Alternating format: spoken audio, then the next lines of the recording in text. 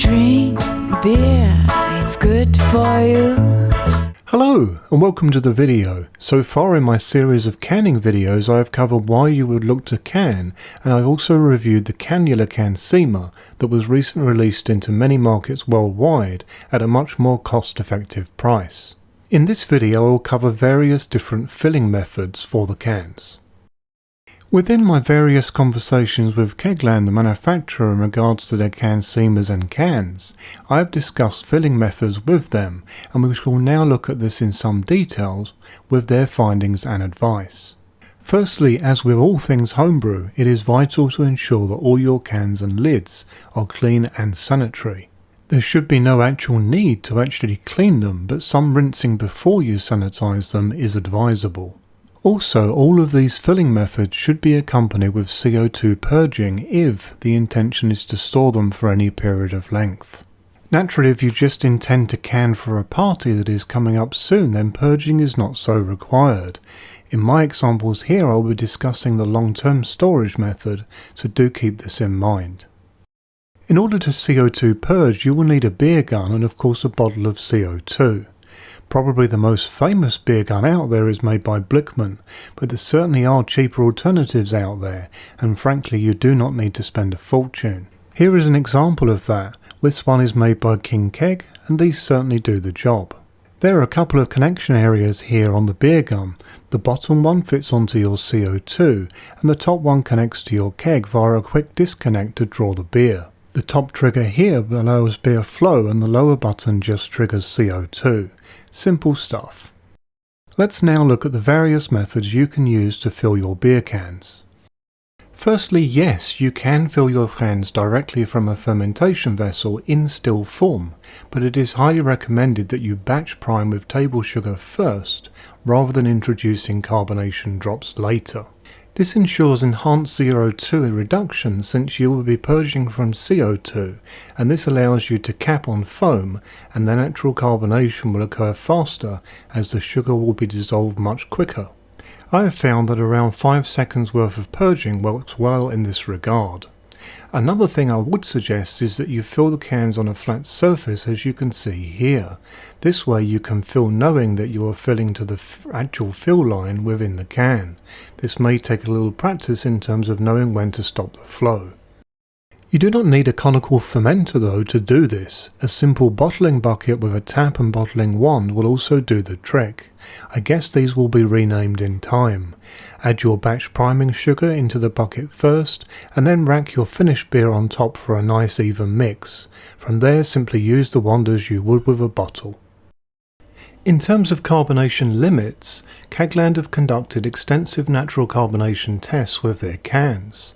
They have been burst tested up to 95 psi, which is comparable to many high quality glass bottles that are designed with high carbonation specification.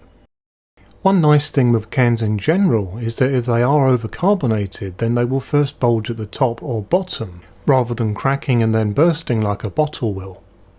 This acts as a safety mechanism, as the can then allows more space inside to attempt to reduce the pressure. So unlike with bottles, you have a visual warning first, and you also have some level of adaptation.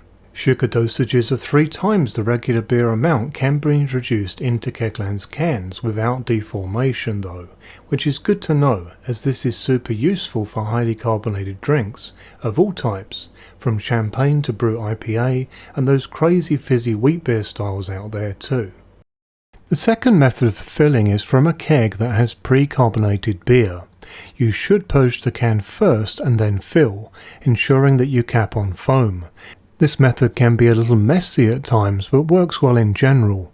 Most will use a beer gun for this, but some homebrewers have been known to use plastic picnic taps with some hosing attached for filling instead of a beer gun. This is okay of course, as long as you have a method to CO2 purge also, assuming that you want to keep the cans for a period of time. You should also ensure that the hosing that's coming from the tap is long enough that it can actually reach the bottom of the can. And thirdly, you can fill from an appropriate faucet using a growler spout like this one that works great with intertap models. Make sure that you fill from the bottom upwards, and again cap on foam. This has to be my favourite way to fill cans. It's just so easy to fill from the tap and then seam the can. It's very nice to have a drip tray underneath also. This is one of the great things about intertap faucets, in that there are different spout types that can be used. This particular one is great for cans and bottle filling, as well as being really useful for line cleaning also. So having gone through these three methods now, here is some further general advice in regards to canning. Firstly, I would like to mention that with all of these filling methods, it's important to ensure that you seam the can quickly after filling. Do not fill the cans en masse and then seam. It is best to fill each can and seam each can. So wherever you are filling, it is best to have the can seamer in the same area for speed. When it comes to filling pressure, I have found that a low PSI range of between 3 to 5 PSI works very well for control.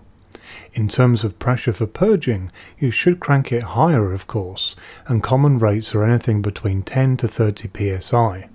I would also suggest that you experiment to find your own sweet spots, using these pressure levels as a guide. This now brings this video to a close. If you have any questions, then please let me know via YouTube or Facebook. I do hope that you found this video to be useful, interesting and enjoyable. If appropriate, then please like this video on YouTube, and if you've not done so already, then please subscribe. I regularly post new content. Happy brewing!